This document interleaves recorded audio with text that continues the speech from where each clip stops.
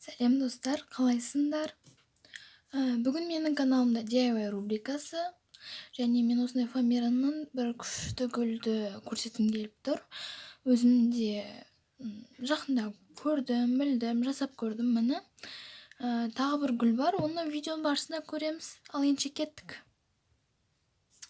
Мынандай шаблон қажет, жүрек пішінде. Мен қазір сендерге тағы бір үлгісін көрсетейін. Бұл қате, мынандай қате, көрдіңдер ма? Мына шеті тым жоғары болған қате, сондықтан барынша осындай болған дұрыс. Сондықтан біз дұрыс шаблонды аламыз. Енді бастырамыз. Білесіңдер, фоамиранда қалам қолданудың қажеті жоқ. Особенно мен енді ақ фоамиранда қара қалам қолданбаймын. Тек бастырып, осындай бір басы үшкір, өткір нәрсемен бастырып шықсақ жеткілікті. Так, кесіп аламыз. Міне кесіп алдық. Және достар, сары фоамиранан осындай кесіп аламыз. Так, шынымды айтсам, бұл несі екенін білмеймін.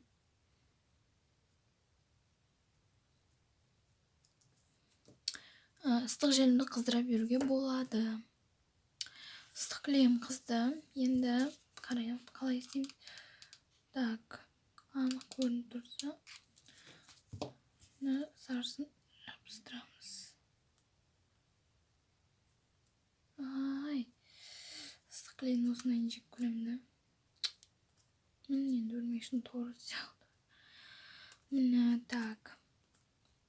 Енді келесі кезекте ішке қайырамыз. Жабыстырайық.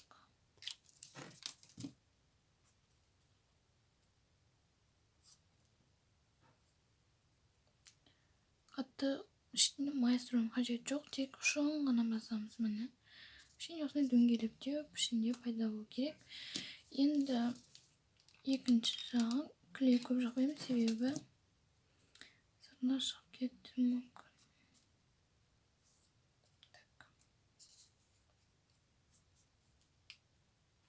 Сыртына шығып кетті клей. Мәселе емес, бұны жаңа кесіп тастаймын. Болды. Так, гүлге ұқсады. Енді мұны дәл мынанікі сияқты майыстырамыз, бірақ бұл өздігінен майыспайды. Қазір көрейін.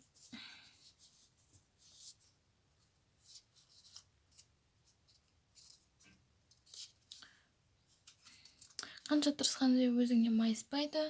Егер білетін болсаңыздар, фоамиран ол ыстыққа өзі кішкене еріп майысады. Сондықтан мен көмекке өттікті қолданам. Өттігім қызды. Енді так, мен онша көп қолданып көрмегендіктен барынша абай болу керек. Так, кішкене ұстап тұрамыз, жерге көрінсін.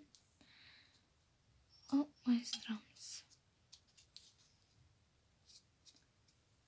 Бұлай майыстырып көріп басып көрейін. Бағына гүлді тіпті өзім білмеймін қалай істегенімді.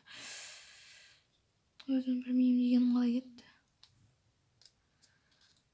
Мен негізі бүкіл способын пайдаланып көрдім осы майыстыруын.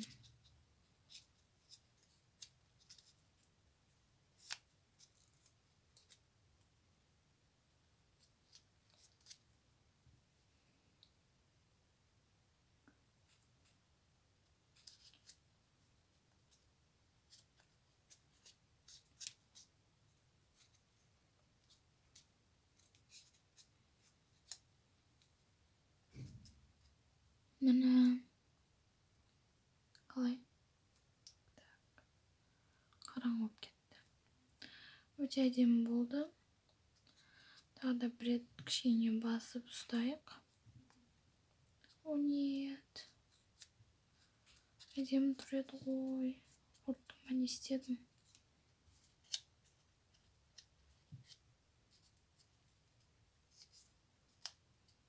Міне өте әдемі болды. Ары қарай өз фантазияларыңызға қарай сабағын жабыстырып немесе бұдан да бір нәрсе жасауға болады деп ойлаймын енді. Өстіп тағы біреуін жасап, үшіншісін керемет болады. Айтуды ұмытып кеттім. Так, ұшында кішкене қыздырып қоямыз. Ұшы да сәл бүгіліп тұру керек. Міне достар, өте әдемі гүл. Енше келесі гүлімізді жасауға көшейік. Достар, енді келесі гүлімізге осындай бір қағаз жеткілікті. Енді бұны шаршыларға төрт-бұрыштерге бөліп кесеміз. Міне достар, бір ақ қағаздан, енді түрлі түсті қағаз 12 осындай шаршы шықты. Енді бізге бұның біреуі қажет. Қазір мен қалай жасалу жолын көрсетемін, жақсылап қараймыз, себебі түсініксіз болып қалуы мүмкін. Түсініксіз болған жерде пауза қойып, қайтадан басынан көруге болады. Негізі видеоның суреттен артықшылығы бәрі түсінікті көрінеді, ал суретте кейбір шактарды көрсетпей қалады, немесе түсінбей қалуы мүмкін. Бастайық. Ең алдымен осылай үшбұрыш қыламыз. Бәрі айтпаса да түсінікті деп ойлаймын. Одан кейін ішке қайтарамыз. Сіздерге барынша түсінікті қылу үшін міне көрсетейін. Үшбұрыш қылдық, одан кейін ішке қайтардық. Одан кейін достар, міне осылай қарап тұрма. Мынау бас жағы сызықпен теңескенше былай бұрдық, міне былайынан. Және мына шеті де тура бұрыш жасау қажет. Міне дұрыс болды. Мен дәл мынамен бірдей келеді. Мен сөзбен түсінікті жеткізе аламын деп ойламаймын, сондықтан тек видеодан қарап түсіне беріңіздер. Мына шетіне дәл солай. Міне арт жағы дәл осындай. Енді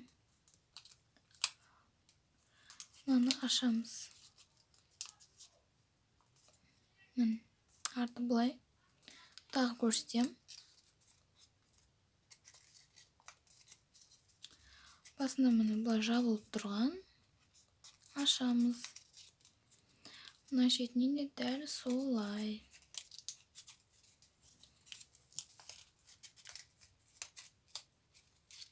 Бұл гүлді бірінші рет жасап тұрмын, сондықтан қазір не шығарын білмеймін, бірге көреміз.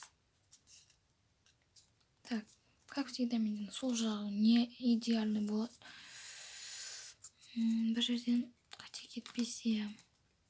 Одан кейін мынау сыртқа шығып тұрғанды біз ішке қайырамыз, бүктейміз. Мына жерде дәл солай. Почему-то на шетіне идеальный. Так, басынан көрсетейін. Қайырдық ішке.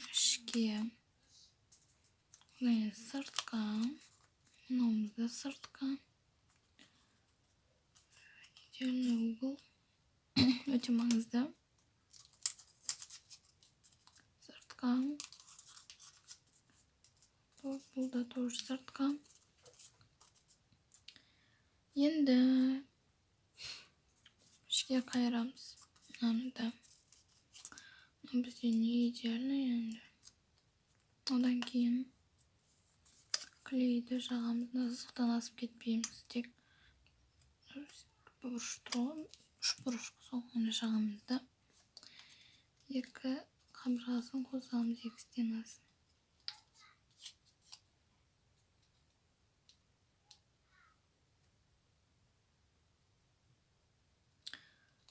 Достар, айтуды ұмытып кетіппін. Қайттан ашуға тура келді. Бүгеміз ішке, мені. Бәсе мен бұны барынша жаттауға тырысқанмын, шынымды айтайын. Жаттадым деп ойлағам. Оказывается, жаттамаппын. Мені. Енді ішке бүге беруге болады. Мен мына екі қабырғасын жабыстырамыз. Бұл бір лепестогы. Қалғандарын жасаймын.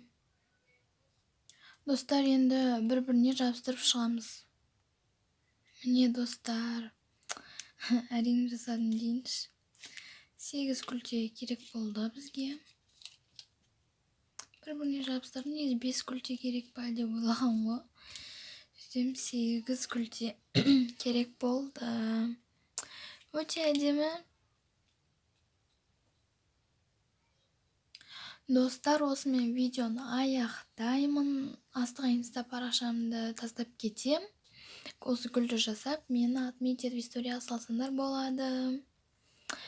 Және де айтар, мен бірінші рет жасап көрдім, сондықтан аса қатты сөкпейміз. Каналға тіркелеміз, лайк басамыз, комментарий жазамыз. Келесі кездескенше.